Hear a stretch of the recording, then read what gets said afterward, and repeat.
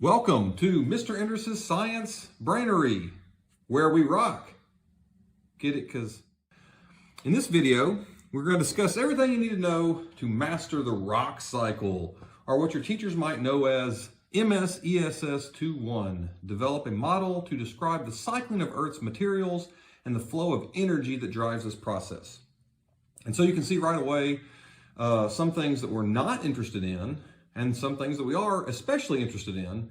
And so we're not particularly interested in minerals or rock identification. So we're not going to be naming a whole bunch of rocks or a whole bunch of minerals. We will talk about some of those things, but what we're really interested in is the materials of the Earth, or the matter of the Earth, the atoms and how they come together. And we're interested in the movement of energy and how it drives this process. Finally, you can see that we're going to be interested in making a model of this cycle. So here are some essential questions that I've come up with that will guide us through this topic. Number one, what is a mineral? What is a rock? That's the Earth's materials. Number two, how do layers of Earth facilitate heat transfer through the Earth? And that's talking about the energy. Number three, what's an igneous rock? What type of energy transfer takes place in the making of igneous rock? Where on Earth is igneous rock commonly found?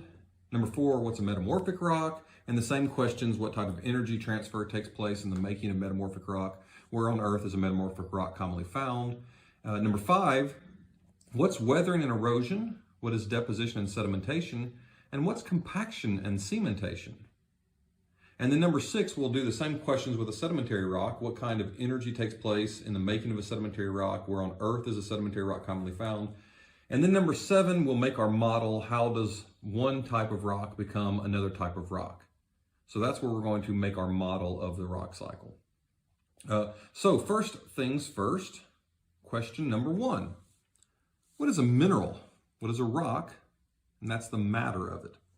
I actually found it most helpful when talking about matter to start off with the smallest things that we know of. Well, we can get even smaller than atoms, but atoms are the smallest things that have their own unique property. So let's start with an atom. Everything is made out of atoms, and there are different kinds. We have hydrogen and helium and oxygen and carbon and all those things that we find on the periodic table of elements. Well, sometimes the elements or atoms combine, and they bond together, and they become molecules.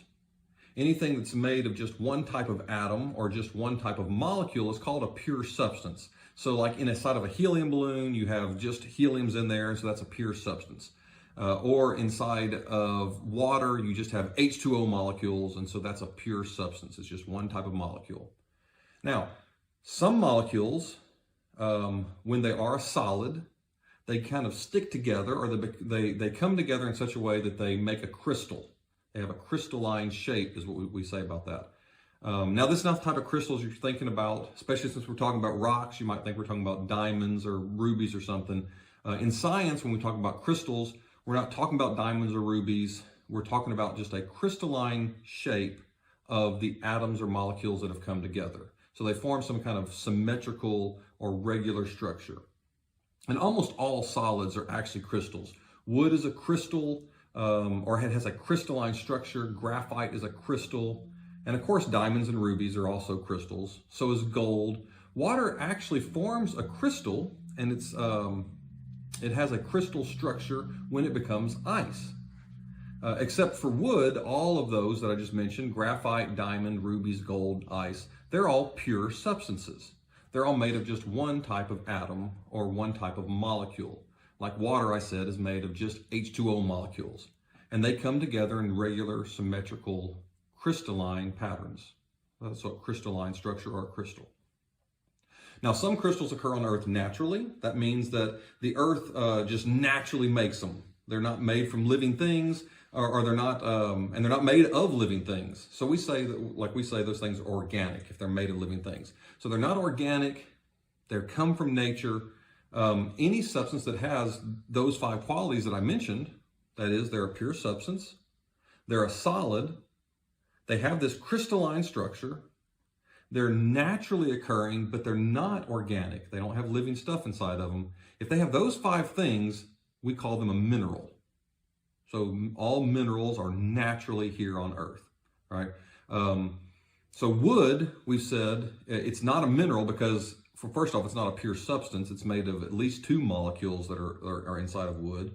But it also contains organic matter, right? It's made from trees. Gold is a mineral. It has those 5 characteristics to it. Ice is actually considered a mineral, but only if it's ice, because if it becomes a liquid or if it becomes a gas, then it doesn't fit our definition anymore. It's not a solid, right? But ice is a pure substance. It's a solid. It forms a crystalline shape. It's naturally occurring, and it doesn't contain living material. Coal is not a mineral. Coal is made from organic matter, right? If you don't know, coal was actually made from living things, not dinosaurs. A lot of people think that it's dinosaurs, but it's actually 300 million years ago. This forest died, and it was buried in such a way that it became the minerals, the molecules inside of it were rearranged in such a way they became coal, and we get an awful lot of energy out of it. But still, that's organic material, and so that is not a mineral. So that's our raw material for rocks. Those are the minerals. Well, what's a rock? A rock's just a mixture of minerals. It's when the earth puts these minerals together, right? It combines them, and that's a rock. Here's something interesting that helps demonstrate this. The moon actually has the same minerals as Earth. So the same stuff that's here on Earth is the same stuff that's there.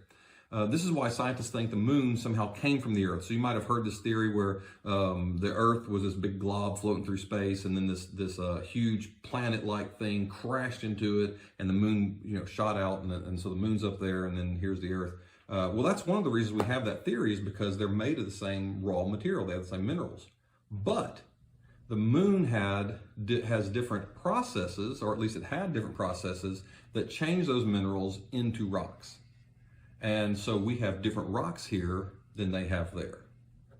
So anyway, that's sort of interesting. That's something that might help you remember what a rock is.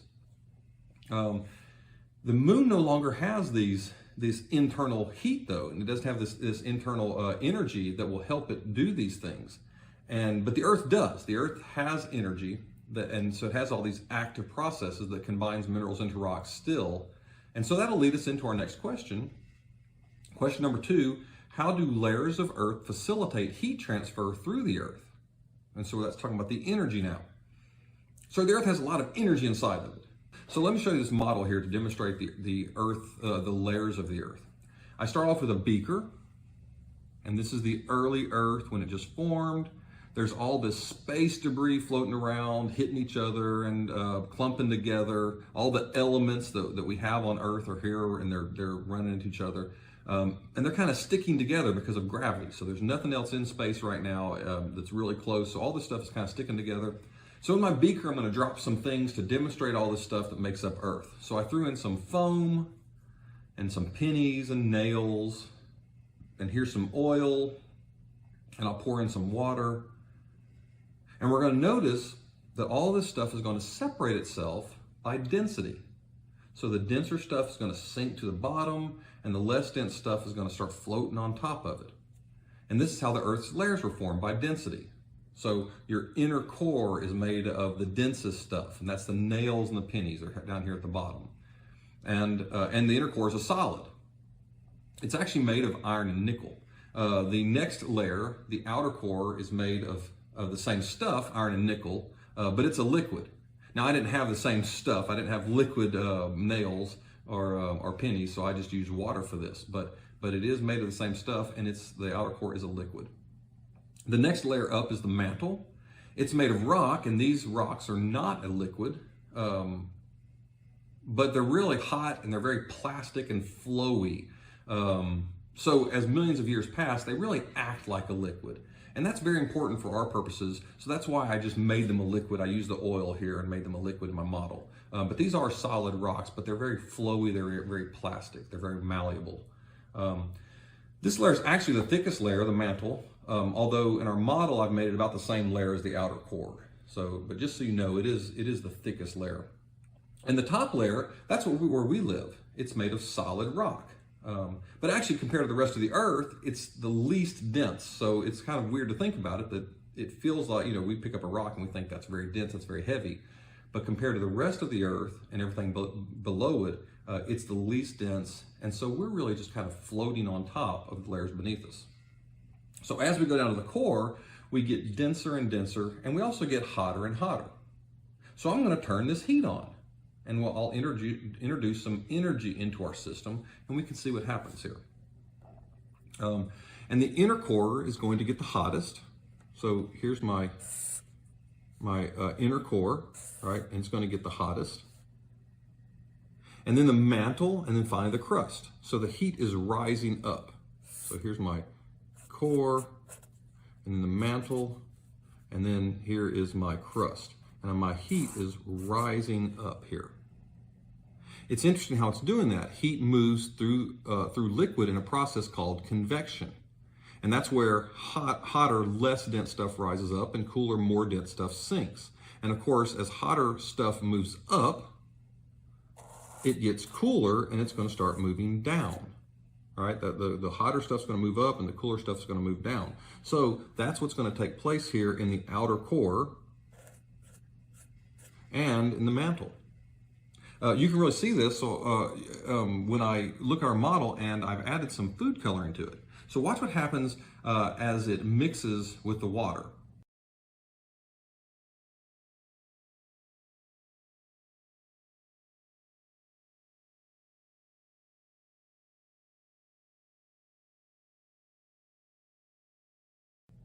If you'll look, you'll see little convection currents forming where the heat goes up and the cold goes down. Watch it again in slow motion.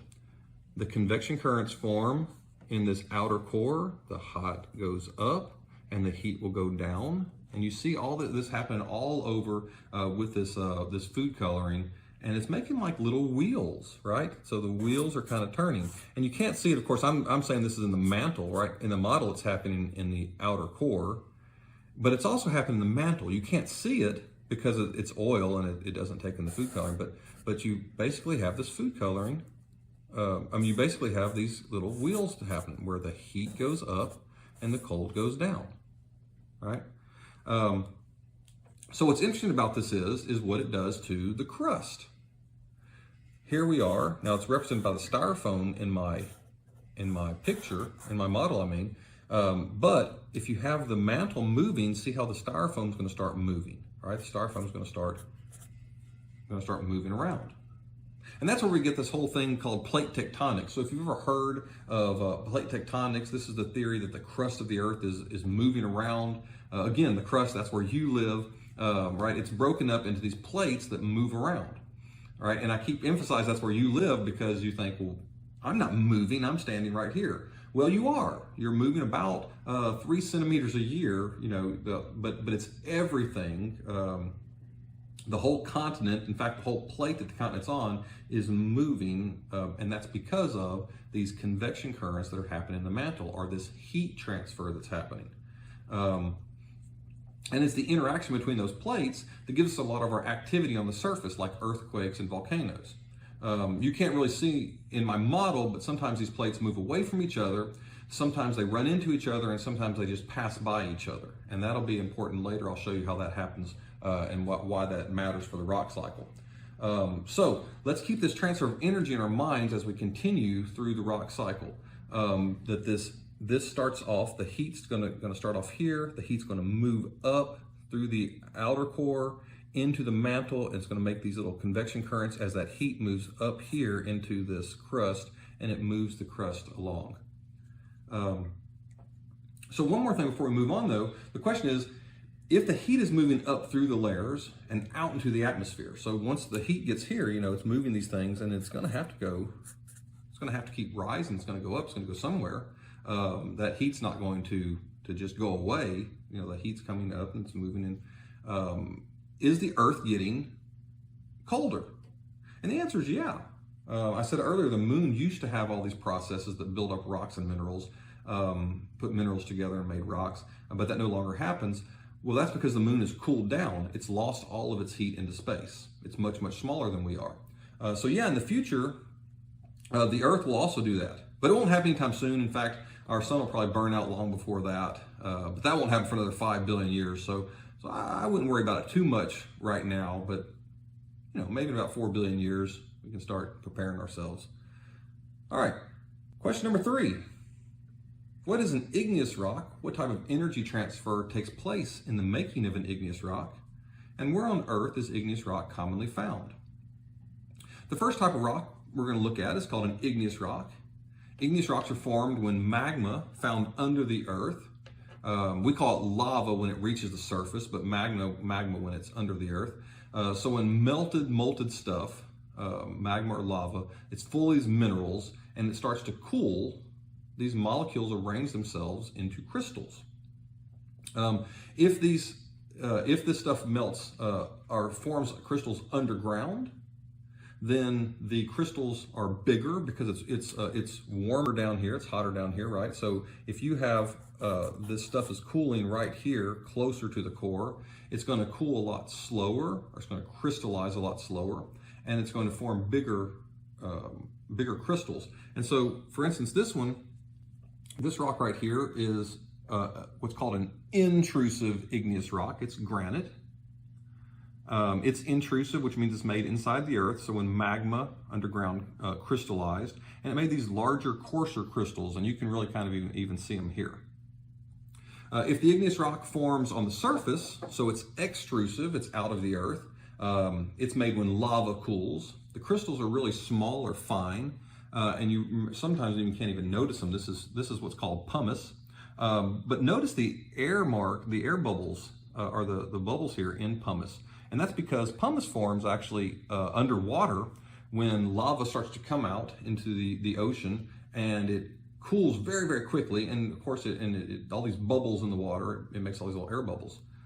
Pumice is actually the only rock that will float. So if you stick that on water, it'll actually float. Another one that's interesting, this is an extrusive igneous rock. This is obsidian. A lot of people recognize obsidian. Obsidian also has very, very small or very, very fine crystals because it's an extrusive igneous rock, and it forms when lava cools very quickly. In fact, what's interesting about this rock is that this one actually is not obsidian. It's actually something else. You can tell somebody scraped all the obsidian part off of it. It's actually another rock, and then whoever the maker of this kit was, where they bought this, they just made this obsidian rock. Well, how'd they make it? Well, they took a blowtorch. You can take a blowtorch to any rock and melt it, and once it recrystallizes, if it recrystallizes fast enough, it'll make obsidian, right? So that's kind of neat. You can also see how obsidian is kind of glassy, so you might imagine how we get glass from quartz or from sand, right? When you melt sand and you can get glass.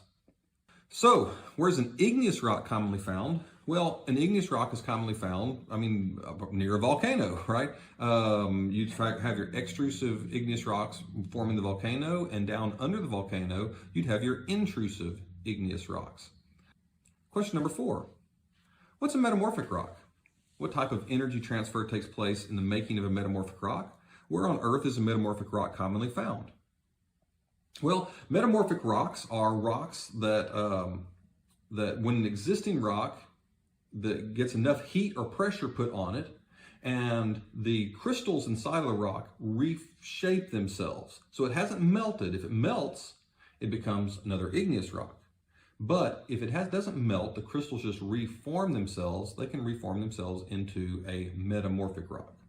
For instance, we already saw granite. We took this, if we took this igneous rock and we were somehow able to heat it up so much that it didn't melt, but it deformed, and the crystals in it reformed, we'd get this rock right here called quartzites. This rock right here called gneiss. Gneiss is a metamorphic rock, and it's made from granite. Metamorphic rocks can also come from sedimentary rocks. This sedimentary rock right here, this metamorphic rock right here is called quartzites. It's a metamorphic rock, and it forms from sandstone. So this right here is called sandstone. I marked it with my number so I can look at it. That's called sandstone. You can actually kind of see that it's made out of sand, right? And so sandstone, when you put enough pressure or heat on it, sandstone will turn into quartzites. How do we get enough heat and pressure to change these rocks? If you have, let's say we have a layer right here of earth, and we have magma magma right here, and it reaches the surface, becomes lava, and it blows up out of a volcano. Okay, and so all this is going to turn into igneous rock, but it touches this existing rock right here, and let's say it doesn't melt it, but what it does is it heats it up so much that it will deform it. And this is called deformation. And so you could get metamorphic rock right here, where those crystals deform. You can also get metamorphic rock in places where plates might collide. So I told you that we had plates that were running into each other. So remember my styrofoam? I had my styrofoam, and the styrofoam was moving on top of the model. And if you have these two things hit each other, and what will happen with these plates is you actually get mountains. So that's how we get mountains on Earth. I don't know if that's a good mountain or not. But anyway, so the plates will hit each other and they'll form mountains. And so a lot of this rock in here will turn into metamorphic rock because it's all that pressure on it will make that existing rock change or deform into metamorphic rock. Now, I did want you to notice one thing. So since we talk about energy transfer, if you have this rock right here, this is where all the heat is, right? And this is all the magma, and this is where the heat is. As it starts to move into this rock right here and turn it into metamorphic rock, well, the energy that's changing this rock into metamorphic rock is coming from this. And so this is actually cooling down while this is heating up. So keep in mind that transfer of heat. Heat moves from a hotter thing, so I'll put H here for hotter, into a cooler thing, and there's cooler. Heat's always going to move out of that. Well, if that happens, then it's going to end up cooling this down, right? Until both of these become the same temperature. And so that's a transfer of heat that takes place in the making of metamorphic rock. Question number 5. What's erosion and weathering? What is deposition and sedimentation? What is compaction and cementation? Well, weathering and erosion are when you take an existing rock, so any of these rocks right here that I have, and wind and water hit them over and over again, and they start breaking them down into smaller pieces, okay? And then, so when those smaller pieces are glued back together, you get what's called a sedimentary rock. So this is my sandstone again, and you can pretty well see sandstone is made of sand, right? Sand is just sediments, and when these sediments are compacted together, they form into a rock. And so this is sandstone. How does that happen? Well, first off, think about the fact that first, with igneous rock and metamorphic rock, we've been talking about the energy of the sun. The energy of the earth. Well, now we're going to talk about the energy of the sun. So the Earth's not taking these rocks apart. It's actually wind and water and waves that are keep crumbling up against all this rock and smashing them apart. When that happens, that's the sun that's actually doing that. The sun makes all of our weather. So the sun, because of its uneven heating of Earth, it makes the wind. When the wind starts blowing, it makes the waves. And so all this weather, and of course we get evaporation of the ocean and condensation and precipitation, and all that happens because of the sun. So the sun is causing all this wind or all this weather to happen to break up these rocks. Then the rocks particles have to go somewhere. Well, that's what deposition and sedimentation are. Deposition is when the wind might blow those particles away and set them down in a new location. So weather and erosion are a destructive force. They destroy the rocks. Deposition takes them to a different place and sets them down. Sedimentation, if it sets them down in the water, they'll like float around in the water for a little bit, and then they'll slowly sink to the bottom. And that's called sedimentation. That just means that all the particles are starting to sink, and they're sinking to the bottom, and they're forming layers. And then you have what's called compaction and cementation.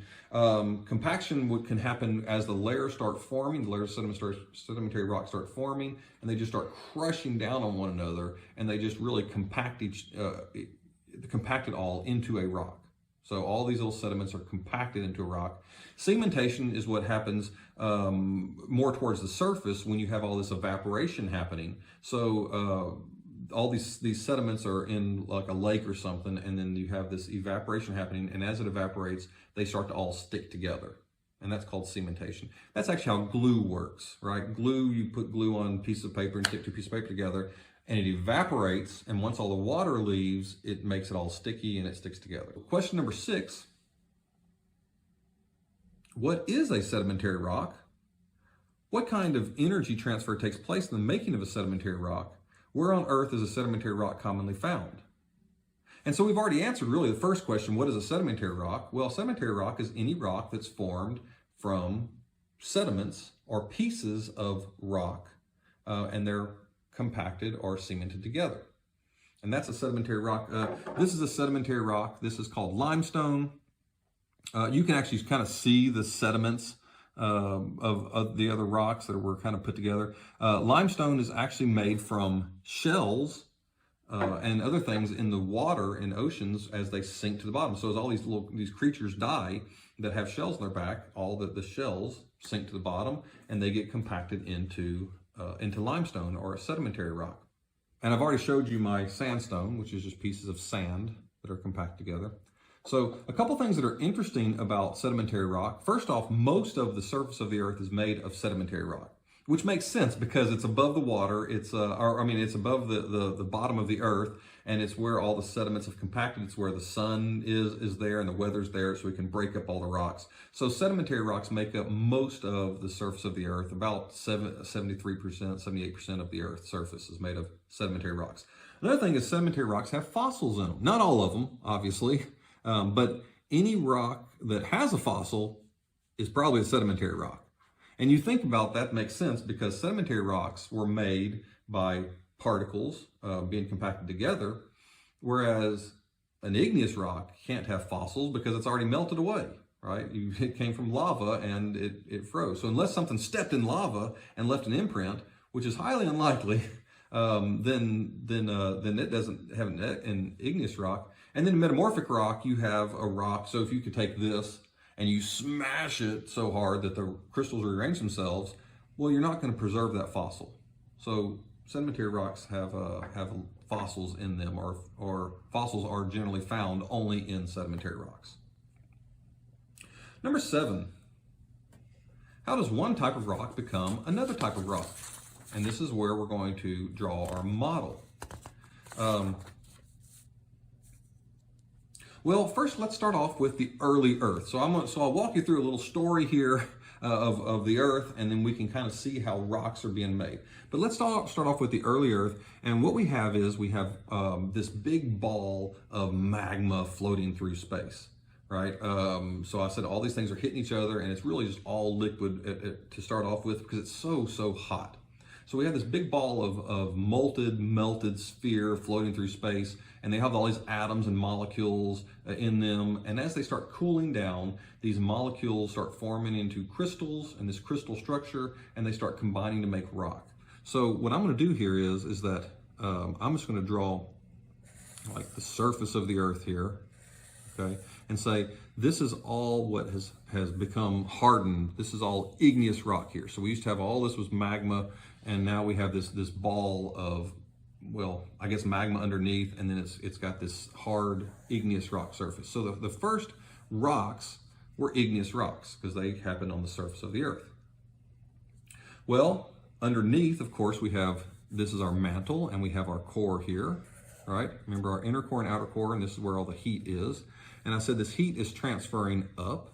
So we have our mantle has these convection currents in it. And because of these convection currents, we're going to start moving, making our plates, and one plate's going to start moving this way, and one plate's going to start moving this way. All right? So what you end up having is you end up having magma come out of the surface of the earth, and you end up getting these, this is a ridge here, but a little mountain shape or something, right?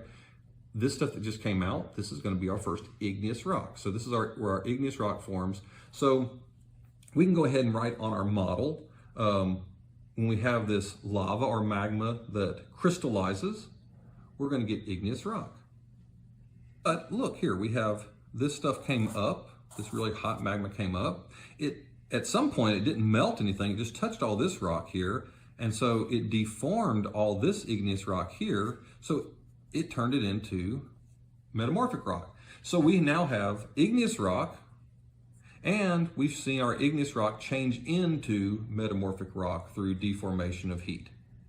Well, that can also happen. Let's say that now we have other convection currents over here, and we have another plate over here, and it's moving this way. So now we have this plate is moving this way, and this plate's moving this way. Well, what happens is they can make a mountain. All right, and when a mountain forms, you have this rock right here. Let's say this is igneous rock, and this is still igneous rock, and they can deform and change into a mountain, and that's metamorphic rock. So this is where our metamorphic rock is going to be found. So now we have metamorphic rock formed by heat, metamorphic rock formed by pressure.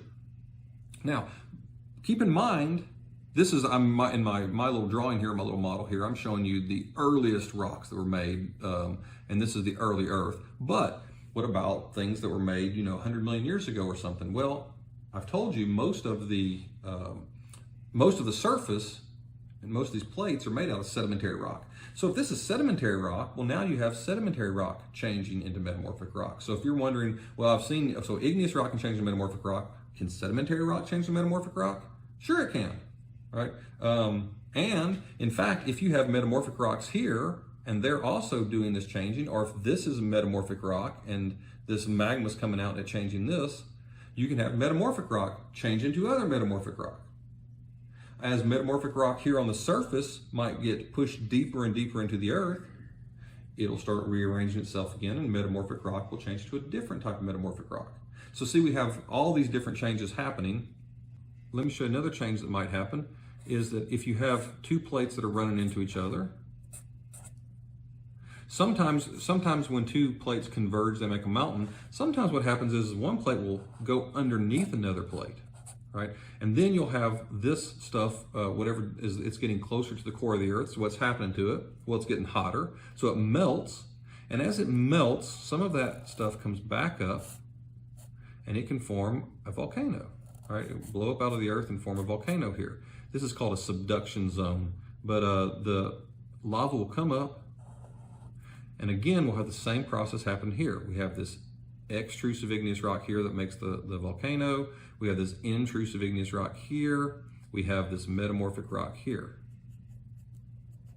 And of course, if this is sedimentary rock, then that changed into metamorphic rock. If this was igneous rock, that changed into metamorphic rock. If this was made out of metamorphic rock, it changed into metamorphic rock. Now, we haven't talked about sedimentary rock yet and how it's formed. So any of this rock up here on the surface, right? The sun comes out, because this is what creates the heat differences that make the wind. So the wind starts blowing, the waves start coming at it, and it starts hitting all this existing rock, and these rocks start breaking apart into smaller pieces. And these smaller pieces might land somewhere right here. Let's say there's an ocean here, and they all sink to the bottom, and they'll start making layers and layering up, and all that gravity will force it all to compact into another rock. Okay, so now we have our metamorphic rock changes into sedimentary rock.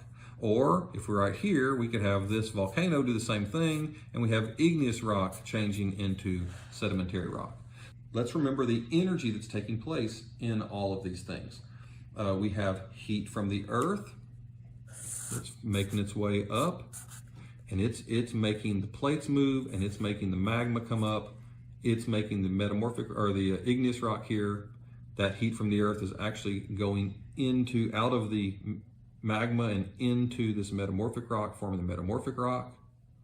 So that's the heat transfer, and then of course eventually we're going to lose that into the atmosphere. We have this heat from the sun that's making the wind and water, and it's what's causing these sediments. Okay, so that's our energy transfers.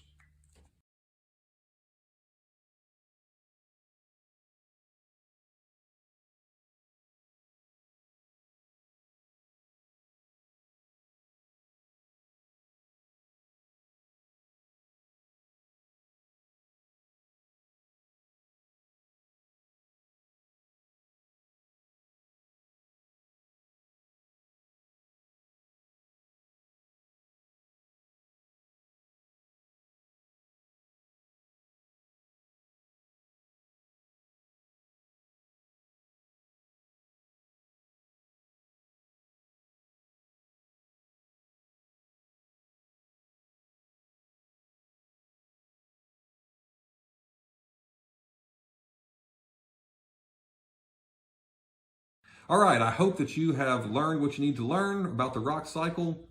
If you're a teacher, please visit my store on Teachers Pay Teachers. Well, heck, you can even visit if you're a student.